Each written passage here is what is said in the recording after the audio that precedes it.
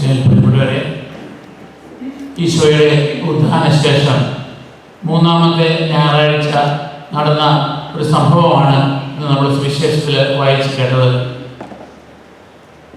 Tiberius കടൽ തീരത്ത് വെച്ചാണ് ഇത് സംഭവിക്കുക. നമ്മൾ വിചാരിക്കും ഗലീലിയ തടാകമുണ്ട്, അതുപോലെ തന്നെ തിബേരിയസ് തടാകമുണ്ട്, ഇത് രണ്ടും രണ്ടാണ്, ഒന്ന് തന്നെയാണ്. കാരണം ഗലീലിയ തടാകത്തിൻ്റെ ഒരു ഏരിയയിൽ തിബേരിയസ് ചക്രവർത്തിയുടെ പേരിൽ ഒരു നഗരം പണിതിരുന്നു. ആ നഗരത്തിൻ്റെ പേരിൽ ആ പ്രദേശത്ത് ഉള്ളവർ ഗലീലിയ തടാകത്തിന് പറയുന്ന പേരാണ് തിബേരിയസ് തടാകം. അവിടെ വെച്ചാണ് മുമ്പ് ഈശോ ശിഷ്യന്മാരെ ആദ്യമായിട്ട് തൻ്റെ ശിഷ്യഗണത്തിലേക്ക് ക്ഷണിക്കുക.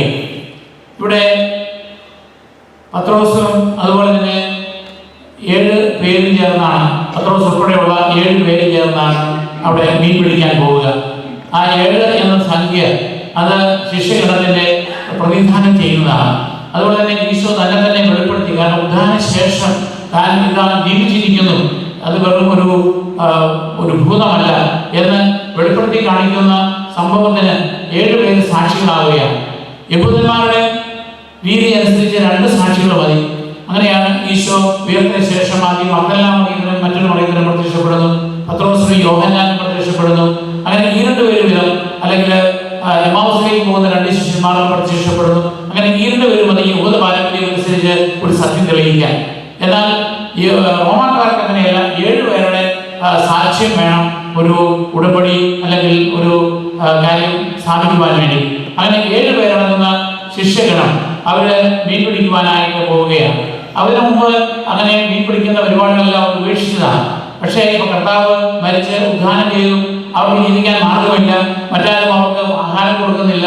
അതുകൊണ്ട് ആണ് ശാബദം കഴിഞ്ഞപ്പോൾ പത്രോസ് പറയുന്നു, ഞാൻ മീൻ പിടിക്കാൻ പോവുകയാണ്. അപ്പൊ അതുകൊണ്ട് ഞങ്ങൾ വരികയാണ് എന്ന് പറഞ്ഞ് അവർ മീൻ പിടിക്കാൻ പോകുന്നു. അവർ മീൻ പിടിക്കാൻ പോകുന്നത് രാത്രി സമയത്താണ്. രാത്രി എന്ന് പറയുന്നത് തിന്മയുടെ പ്രതീകമാണ്. അതായത് കള്ളന്മാർ നടക്കാൻ പോകുന്നത് അല്ലെങ്കിൽ ഒരു തിന്മയുടെ സിംബോളിക് മീനിങ് ഉണ്ട്. എന്നാൽ ആ രാത്രി മുഴുവനും അവര് മീൻ പിടിക്കാൻ പോകുമ്പോൾ പരിചയസമ്പന്നരായ ആ മുക്കുവന്മാർക്ക് ഒരു മീൻ കിട്ടുന്നില്ല. കടലിലെ മീനുണ്ട്. ഈ രാത്രി കാലങ്ങൾക്ക് ഉള്ള ഒരു പ്രത്യേകത മീൻ പിടിക്കാൻ പോകുന്നതിന് കാരണം അത് ചൂട് കുറവുണ്ട്, പ്രകാശം കുറവുള്ള സമയത്താണ് മീൻ മുകളിലേക്ക് പൊന്തി വരിക. അതുകൊണ്ടാണ് കൂടുതൽ മീനെ കിട്ടുവാനായിട്ടുള്ള സാധ്യത ഉള്ളത്. പക്ഷേ അവർക്ക് മീൻ പിടിക്കാൻ ഒന്നും കിട്ടാതെ വരുന്ന അവസരത്തിലാണ് കരയ്ക്ക് നിന്നുകൊണ്ട് ഈശോ ചോദിക്കുന്നു, കുഞ്ഞുങ്ങളെ നിങ്ങൾക്ക് മീൻ വല്ലതും കിട്ടിയോ? അപ്പോൾ അത് കിട്ടിയില്ല എന്ന് ഉത്തരം പറയുമ്പോൾ ഈശോ പറയുകയാണ്, വഞ്ചിയുടെ വലതുവശത്തേക്ക് നിങ്ങൾ വലയിറക്കുക. അപ്പോൾ ഈ വലതുവശം എന്ന് പറയുന്നത്, അതായത് ബൈബിൾ വ്യാഖ്യാതാക്കൾ പറയും, അതായത് ഇടതുവശം എന്ന് പറയുന്നത് പഴയ നിയമത്തിന്റെ പ്രതീകമാണ്. നമ്മുടെ ആൾക്കാരുടെ ബേമായുടെ ഇടതുവശത്ത് നിന്നാണ് പഴയ നിയമം വായിക്കുക, പുതിയ നിയമം വായിക്കുന്നത് വലതുവശത്ത് നിന്നാണ്. അതായത് ഈ പുതിയ നിയമത്തിനും പഴയ നിയമത്തിനും ഇടയ്ക്കാണ് ഗോസ്പൽ അല്ലെങ്കിൽ നമ്മുടെ സുവിശേഷങ്ങൾ വരിക, പുതിയ നിയമത്തിന്റെ ഭാഗമായിട്ട്. അപ്പം പഴയ നിയമത്തിനേക്കാൾ വഴി നിങ്ങൾ പുതിയ നിയമത്തിലേക്കാണ് ഇനി നിങ്ങൾ കോൺസെൻട്രേറ്റ് ചെയ്യുക. അവിടെ ഈശോ പറയുന്ന നിർദ്ദേശം വെക്കുമ്പോൾ അവര് അനുസരിക്കുന്നുണ്ട്. കാരണം അവർക്ക് വേണമെങ്കിൽ പറയാം, ഞങ്ങൾ വളരെ പരിചയമുള്ള ഒരാളാണ്, നിങ്ങൾ കരയ്ക്ക് നിന്നുകൊണ്ട് മീൻ പിടിക്കാൻ പറഞ്ഞ് ഇനി വലത്തോട് വീശാൻ പറഞ്ഞ് ഈ രാത്രി മുഴുവൻ വീശിയൊന്നും ഒന്നും കിട്ടിയില്ലല്ലോ എന്ന് പറയുന്നതിന് പകരം അവർ അനുസരിക്കുകയാണ്. ഇതുപോലൊരു സംഭവമാണ് ആദ്യം ശിഷ്യന്മാരെ വിളിക്കുന്ന ഒരു കാലഘട്ടത്തിലും അവർ ഇതുപോലെ മീൻ പിടിക്കാൻ പോയി ഒന്നും കിട്ടുന്നില്ല. അപ്പോൾ നിങ്ങൾ ആഴങ്ങളിലേക്ക് വലിയിറക്കാൻ പറയുന്നുണ്ട് ഈശോ. അപ്പോഴേക്കും ഈശോ വെറും ഒരു ആശാരി ചെറുക്കനായിട്ടാണ് പരസ്യജീവിതം ആരംഭിക്കുന്നതിന് മുമ്പ് വളർന്നതെങ്കിലും ഈ മീൻപിടുത്തക്കാരനല്ല എങ്കിലും മീൻപിടുത്തക്കാരായ വലിയ സമ്പന്നരായ ആളുകളോട് വലയിറക്കാൻ നിർദ്ദേശം കൊടുക്കുമ്പോൾ അന്നും വല നിറച്ച് മത്സ്യം കിട്ടി. അതുപോലെ തന്നെ ഒരു അനുഭവം ആവർത്തിക്കുകയാണ് ഇവിടെയും ചെയ്യുക. അങ്ങനെ അവര് വലയിറക്കി കഴിഞ്ഞപ്പോൾ അവർക്ക് അത്ഭുതകരമായിട്ട് മീൻ കിട്ടുകയാണ്.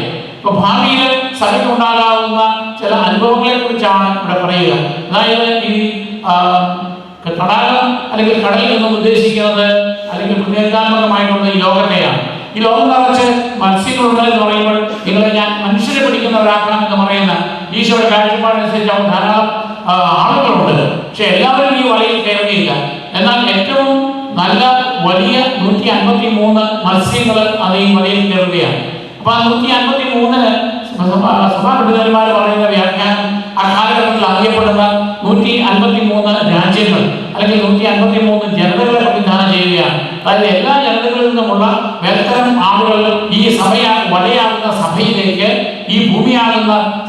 നിന്ന് ഈ സമുദ്രമാകുന്ന ലോകത്തിൽ നിന്ന് പ്രവേശിക്കും. അതിനാൽ ഈ വല കീറുന്നില്ല. ഈ സഭയെ ആർക്കും നശിപ്പിക്കുവാൻ കഴിയുകയില്ല. പല ആളുകളും ഈ സഭയ്ക്ക് എതിരായിട്ട് പ്രവർത്തിക്കുക, പക്ഷേ ആ വല ഒരിക്കലും കീറുന്നില്ല. ഇത് നിറച്ച് 153 ആളുകളുണ്ട് എന്ന് വരികയും അതുപോലെ തന്നെ പിന്നെ നമ്മൾ കാണുക, നിങ്ങൾക്ക് ഇവരെ ഈ മത്സ്യവുമായിട്ട് വരുമ്പോൾ അവിടെ ആദ്യം യോഹന്നാൻ, അവിടെ യോഹന്നാൻ സുവിശേഷകൻ ഈശോയോട് കൂടുതൽ സ്നേഹമുള്ള ആളാണ്. അദ്ദേഹമാണ് ഈശോയെ ആദ്യം തിരിച്ചറിയുക. പത്രോസിനോട് പറയുന്നു, ഇതാ അത് ഈശോയാണെന്ന് പറയുമ്പോൾ പത്രോസ് ആവേശത്തോടുകൂടി മേലം കയറി ധരിച്ച് ആ വെള്ളത്തിലേക്ക് ചാടി ഈശോയെ കാണാൻ പോവുകയാണ്. പത്രോസിന് നേതൃത്വ കഴിവുകളുണ്ട്. അദ്ദേഹമാണ് ആദ്യം പിടിക്കാനായി ഇനിഷ്യേറ്റീവ് എടുക്കുന്നത്. ഇവിടെ ഈശോയുടെ അടുക്കലേക്ക് ഓടിച്ചെല്ലുക. അപ്പോൾ കാണുന്ന മറ്റൊരു കാര്യം, അതുവരെ അവിടെ മത്സ്യമൊന്നുമില്ലായിരുന്നു, പക്ഷേ ഈശോ തീ കൂട്ടി, ഈശോ മത്സ്യം പാകം ചെയ്ത് അവിടെ അപ്പവും ഉണ്ടാക്കി ഇവർക്ക് ആഹാരം കൊടുക്കുകയാണ്. അവിടെ വെച്ച് ഈശോ അപ്പം എടുത്ത് ആശീർവദിച്ച് അവർക്ക് കൊടുക്കുമ്പോൾ അവർക്ക് പെസഹായുടെ അനുസ്മരണയുണ്ടായി. അതായത് അപ്പം കൊടുക്കിയ ശുശ്രൂഷ അവിടെ ആവർത്തിക്കുകയാണ്. ഈശോ ഉദ്ഘാടനം ചെയ്ത ശേഷം ഈശോ നമ്മൾ അർപ്പിക്കുന്നത് പോലെ തന്നെ ഈശോ അവിടെ വിശുദ്ധ കുർബാന അർപ്പിക്കുകയാണ്. അപ്പൊ അതുകൊണ്ട് ഭാവിയില് സ്വർഗരാജ്യത്തിലെ വിരുന്നിന് മുന്നോടിയായിട്ട് ഈശോ സ്ഥാപിച്ച ആ അന്ത്യകാലവേളയിലെ ആ വിശുദ്ധ കുർബാനയുടെ ആവർത്തനമുണ്ട്. വീഞ്ഞിന് പകരം ഇവിടെ ഇരിക്കുന്നത് മത്സ്യമാണ്. മത്സ്യത്തിൻ്റെ ഒരു പ്രത്യേകതയുണ്ട്. അത് ഗ്രീക്ക് ഭാഷയിലെ ആ അക്ഷരങ്ങൾ കൂട്ടുമ്പോൾ അത് ഈശോയുടെ ആണ് പ്രതിനിധാനം ചെയ്യുക. ആദിമസഭയിൽ മതബോധനം ഉണ്ടായിരുന്നപ്പോൾ അവർ ക്രൈസ്തവരാണെന്ന് തിരിച്ചറിയാൻ വേണ്ടി അവർ വരച്ചു വെച്ചിരുന്നത് ഒരു മത്സ്യത്തിന്റെ പടമാണ്. അത് കണ്ടാൽ അവർക്കറിയാം ഈശോയുടെ അനുയായികളാണെന്ന് ക്രിസ്ത്യാനികൾക്ക് അറിയാം. അങ്ങനെ ഈശോ ഭക്ഷണം പാകം ചെയ്ത് അവർക്ക് കൊടുക്കുമ്പോൾ ഈശോ കാണിക്കുന്നത് ഹോസ്പിറ്റാലിറ്റി മാത്രമല്ല, താൻ യഥാർത്ഥത്തിൽ ഒരു മനുഷ്യനായിട്ട് തന്നെയാണ് വീണ്ടും പുനർജനിച്ചിരിക്കുന്നത്. അല്ലെങ്കിൽ ഉദ്ധാനശേഷവും ഈശോയെ കാണുക. അതുപോലെ തന്നെ ഈ ഈശോ 5 കൊണ്ട് 5000 പേരെ തീറ്റിയതും പരിശുദ്ധ കുർബാന സ്ഥാപിച്ചതും ഒക്കെ അനുസ്മരിപ്പിക്കപ്പെടുകയാണ്. അതുകൊണ്ട് ഈശോ ചെയ്ത ഈ സംഭവത്തിലൂടെ നമുക്ക് ചില സന്ദേശങ്ങളുണ്ട്. ഒന്ന്, ഈശോ നമ്മളോടൊത്ത് ഉദ്ധാനം ചെയ്തെങ്കിലും നമ്മളോടൊത്തുണ്ട്. ഈശോ നമുക്ക് സമീപസ്ഥനാണ്. ഒരുപക്ഷെ ശിഷ്യന്മാർക്ക് ഈശോയെ തിരിച്ചറിയാൻ ആദ്യം സാധിക്കാത്ത പോലെ നമുക്ക് ഈശോയെ തിരിച്ചറിയണമെങ്കിൽ നമുക്ക് സ്നേഹമുണ്ടാകണം. യോഹന്നാനെ പോലെ ഈശോയെ സ്നേഹിക്കുകയും ഈശോയെ വിശ്വസിക്കുകയും ചെയ്യുന്നവർക്ക് ഈശോയെ തിരിച്ചറിയുവാനായിട്ട് സാധിക്കുകയുള്ളൂ. അവൻ നമ്മുടെ മധ്യയുണ്ട്. ഈ ലോകത്തില് വേദനിക്കുന്നവർ, കഷ്ടപ്പാട് അനുഭവിക്കുന്നവരിലൂടെയൊക്കെ ഈശോയെ കാണുവാൻ സാധിക്കണം. അതുകൊണ്ടാണ് അന്ത്യകാലവേളയിൽ പറഞ്ഞത്, ഇത് നിങ്ങൾ ഇവർക്ക് ചെയ്തു കൊടുത്തപ്പോൾ എനിക്ക് തന്നെയാണ് ചെയ്തു തന്നത്. മറ്റൊന്ന്, ഈശോയുടെ വചനം നമ്മൾ ശ്രമിക്കണം. അതായത് ശിഷ്യന്മാർ അപരിചിതനായ മനുഷ്യൻ കരയ്ക്ക് നിന്നുകൊണ്ട് നിങ്ങൾ വലത്തേക്ക് ഇറങ്ങാൻ പറയുമ്പോൾ അതിന് അവർ ചെല്ലു കൊടുക്കുന്നുണ്ട്. ഈശോയുടെ വചനം അവർ കേൾക്കുന്നുണ്ട്.